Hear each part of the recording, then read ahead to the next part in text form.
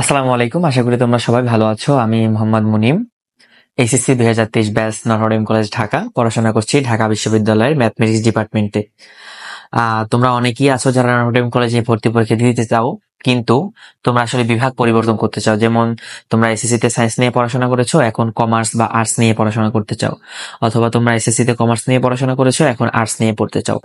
এমন কিন্তু আমরা অনেককেই দেখতে পাই যারা বিভাগ পরিবর্তন করে এসএসসি থেকে এইচএসসি তে উঠো।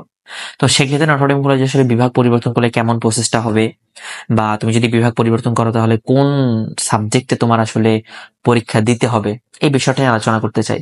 আবার অনেকে এই বিষয়টা না, অনেকে আসলে চায় না, অনেকে চায় যে নটরডেম কলেজে পড়তে হবে, তাতে আমি যে বিষয়ে পড়ি। যেমন তুমি হয়তো তোমার সায়েন্স থেকে পড়াশোনা করছো, তোমার জিপিএ 5 লাগবে, এবার দেখলো যে তোমার জিপিএ 5 আসলো না, তোমার আসলে হলো 4.50।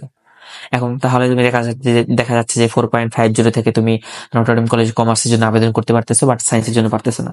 সেক্ষেত্রে অনেকে টেন্ডেন্সি থাকে যে আমার আসলে সায়েন্স কমার্স আর্টস ম্যাটার না, নটরডেম কলেজে পড়তে হবে। আমি আসলে এটাকে পার্সোনালি সাজেস্ট করব না। আমি বলবো যে তোমার যদি সায়েন্স পড়ার ইচ্ছা থাকে তাহলে তুমি সায়েন্সেই পড়বে, নটরডেম কলেজে পড়তে হবে এমন কোনো বিষয় না। আচ্ছা, যাই হোক, তাহলে আমাদের যে মূল বিষয়, যে নটরডেম কলেজে যারা বিভাগ পরিবর্তন করতে চাও তাদের ক্ষেত্রে আসলে কোন বিষয়ে পরীক্ষা দিতে হবে বা কত জিপিএ দরকার হবে, এটা নিয়ে আজকে আলোচনা করব। তার আগে একটু বলতে চাই, তোমরা যারা নটরডেম কলেজে এসএসসি 2025 ব্যাচ আছো এবং নটরডেম কলেজ বা সেন্ট জোসেফ অথবা হলি ক্রস কলেজে ভর্তি পরীক্ষা দিতে চাও, তোমাদের জন্য আমরা একটা রিভিশন এবং এক্সাম ব্যাচ লঞ্চ করেছি, যেখানে 12+ তোমাদের লাইভ ক্লাস থাকবে, 24টা প্লাস কম্পিটিটিভ এক্সাম থাকবে এবং ভাইবা প্রস্তুতি থাকবে। নটরডেম কলেজে বিগত বছরের প্রশ্ন সলভ থাকবে, মডেল টেস্ট থাকবে এবং এ টু জেড গাইডলাইন থাকবে। অর্থাৎ নটরডেম কলেজে ভর্তি পরীক্ষার আগ পর্যন্ত সকল বিষয় আমাদের সাথে তোমরা রিভিশনে থাকতে পারবে যদি আমাদের এই রিভিশনে এবং এক্সাম বেসে ভর্তি হয়ে যাও। সে বিস্তারিত আমাদের কমেন্ট এবং ডিসক্রিপশনে লেখা থাকবে, ফোন নাম্বার দেওয়া আছে, তোমরা সেখানে ফোন দিয়ে জয়েন হয়ে যেতে পারো। আমাদের হলো আগামী মাসের, অর্থাৎ জুন মাসের, যে মাসটা এখন রানিং চলতেছে, এই মাসের 10 তারিখে আমাদের ক্লাসটা একদম রেগুলারলি শুরু হয়ে যাচ্ছে। তো যাই হোক, আমরা আমাদের মূল টপিকে দিকে চলে যাচ্ছি। তোমরা যদি বিভাগ পরিবর্তন করতে চাও, অর্থাৎ আগে সায়েন্সে ছিলে এসএসসি তে, এখন নটরডেম কলেজে তোমরা কমার্সে ভর্তি হতে চাও, সেক্ষেত্রে তোমাকে ন্যূনতম জিপিএ 4.50 পেতে হবে।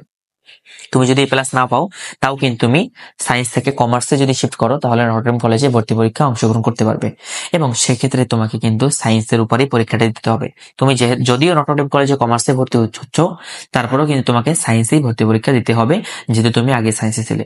আচ্ছা, দেন তুমি যদি সায়েন্স থেকে আর্টসে অথবা কমার্স থেকে আর্টসে যেতে চাও, দুইটা বিষয়, সায়েন্স থেকে আর্টসে অথবা কমার্স থেকে আর্টসে, তাহলে তোমাকে ন্যূনতম জিপিএ 3.50 পেতে হবে। যেমন সায়েন্স থেকে কমার্সে যেতে হলে 4.50 ন্যূনতম, সেম সায়েন্স থেকে তুমি যদি আর্টস অথবা কমার্স থেকে আর্টসে যেতে চাও তাহলে তোমাকে কিন্তু 4.50 না, বরং 3.50 পেতে হবে।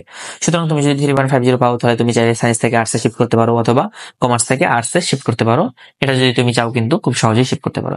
সেক্ষেত্রে তোমরা যারা কমার্স থেকে আর্টসে যাবে, তোমাদের কিন্তু কমার্সেই ভর্তি পরীক্ষা, অর্থাৎ কমার্সের সাবজেক্টের উপরে, যেমন বাংলা, ইংরেজি, আইসিটি এবং হলো জিকে, হিসাব বিজ্ঞান, এগুলোর উপর দিতে হবে। আবার তোমরা যারা সায়েন্স থেকে আর্টসে যেতে চাইছো তাদেরও কিন্তু সেম ভাবে সায়েন্সের বিষয়ের উপর, যেমন বাংলা, ইংরেজি, physics, chemistry, math, biology, same ভাবে যারা সায়েন্স থেকে কমার্সে যাবে তাদের কিন্তু সায়েন্সের বিষয়ের উপর বাংলা, ইংরেজি, ফিজিক্স, কেমিস্ট্রি, ম্যাথ, বায়োলজির উপর পরীক্ষা দিতে হবে। তো আশা করি তোমরা বিষয়টা বুঝতে পেরেছো, এবং যেটা বিষয়ে বললাম যে তোমাদের অনেকে টেন্ডেন্সি থাকে যে নটরডেম কলেজেই পড়তে হবে, তাতে যা হোক সায়েন্স, কমার্স, আর্টস কোনো ম্যাটার না। আমি বলবো এটা আসলে উচিত না, আমি এটা অ্যাপ্রিসিয়েট করতেছি না। তোমার যেটা ভালো লাগবে, তোমার যেটা নিয়ে পড়ার ইচ্ছা, অনেকের ইচ্ছা থাকে আমি ইঞ্জিনিয়ার হবো, সায়েন্স নিয়ে পড়বো, হ্যাঁ, তো অবশ্যই আমি এটাকে অ্যাপ্রিসিয়েট করবো। তোমার যেটা ইচ্ছা তুমি সেটা নিয়ে পড়বে। তো এটাই ছিল আজকে। তোমরা যারা বিভাগ পরিবর্তন করে পরীক্ষা দিতে চাও, আশা করি তোমরা আসলে উপকৃত হয়েছো, এবং আমার ভিডিওগুলো ভালো লেগে থাকলে চ্যানেলটা সাবস্ক্রাইব করতে পারো, ফেসবুক থেকে দেখে থাকলে লাইক এবং ফলো করতে পারো। সকলের জন্য শুভকামনা। আসসালামু আলাইকুম।